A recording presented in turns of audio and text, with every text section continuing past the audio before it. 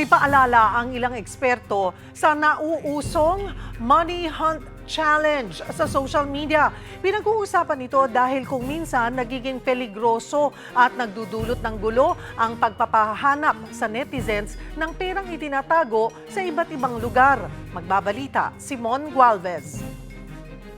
Ayun na! Sa videong ito, makikitang nagtatakbuhan ng grupo ng mga lalaki sa gilid ng isang sasakyan. Nadaganan na nga nilang isa't isa sa pagmamadali. Pakay kasi nila ang kahong ito na may nakadikit na pera. Nakuha niya na. Okay, bibigyan ko na lang kayo. Sige, itatayo na kauna talaga. Sige. Sa isa pang video, halos magkasakitan na ang dalawang lalaking ito. Makuha lamang ang pera sa likod ng isang poster. Ito ang Money Hunt Challenge na patok ngayon sa social media. Pinuntahan ng News 5 ang grupo ng magkakaibigan sa Cabuyao, Laguna na pawang vloggers na rin sa lugar. Gusto ko po makapagpasaya ng mga tao at makatulong sa iba, sa mga walang-wala. Kami po yung superhero nila. Isa sa kanila, si Efren Banal, aka Kuya JR Vlog sa Facebook. Hindi kalakihan ang kita niya sa pagiging delivery rider. Pero minsan na siyang natulungan ng content creators. Kaya ang pangako niya sa sarili, tumulong din sa iba.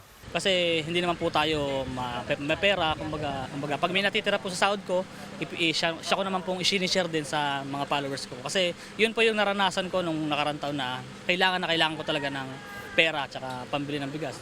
Inabangan namin ang paglapag nila ng pera sa isang kalsada sa Cabuyao. Tinago nila ito sa ilalim ng mga bato. Pagka-post nila kung nasaan sila, abay wala pang 5 minuto, may mga naghahanap na sa lugar. Ang mga nakatanggap, labis ang pasasalamat. Bira ka makakapulot ng gantong pera. Opo.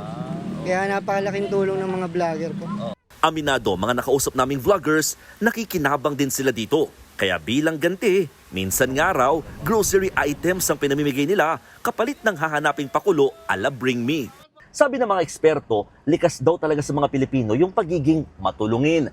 Mas lumakas nga raw ito nung pandemya kung saan mas naunawaan yung pakiramdam ng walang-wala at may kakayahang din na tumulong sa kapwa. Para sa sociologist si Dr. Gerald Abergos, entertaining ang Money Hunt Challenge. Pero nakababahala raw na mas napapakita nito ang power imbalance at lumalalang sitwasyon ngayon ng kahirapan sa lipunan. Dagdag pa nga ni Doc Abergos, baka mawala na ang sinseridad sa tunay na pagtulong. The point here is, para saan yung ginagawa? Is it really sa pagtulong sa tao? Is it really for entertainment? Is it for views? Nanonormalize natin na naaapi ang mga mahihirap. Nanonormalize natin na bago sila matulungan, maghirap muna kayo, hanapin nyo muna to. Para bang pinaghahabol natin sa yung manok na pinaghahabol mo sa patuka. Hiling ni Doc, wag sana masangkalan ng dignidad ng isang taong nais matulungan.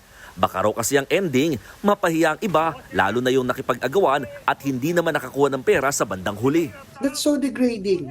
Just because it's just a game. Now, kung titignan natin gano'n, manonormalize kasi na, yung mga mahihirap na yan, kaya lang ano yan, kasi hindi na nagtatrabaho yan, maghihintay na lang yan ng money challenge at yun na lang ang gagawin nila, yun na nakakaawa yung mga mahihirap natin kasi nagbabago rin ang perspective ng karamihan na hindi lahat ng mga mahihirap ay ganun. Sa huli, paalala ng mga eksperto, malaking bagay ang ganitong uri ng challenge para mabuhay ang bayanihan spirit o pagtutulungan. Pero kung nagagamit na rin ito para pagkakitaan, mukhang ibang usapan na raw yan.